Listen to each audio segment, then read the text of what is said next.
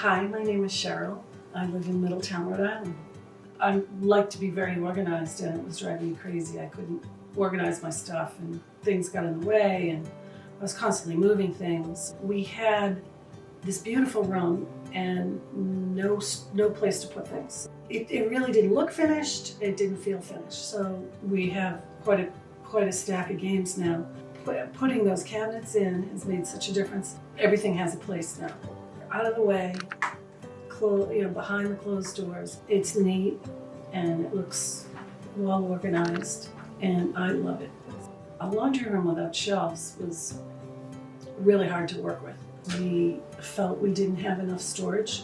Now I have a beautiful 2 shelves and a nice center cabinet in between the two, the washer and dryer. You guys did a great job.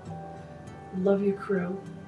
Sounds silly, but I think about getting up and finishing my books instead of I gotta go in the laundry room and fold the towels and put everything away, because I didn't have a spot for them.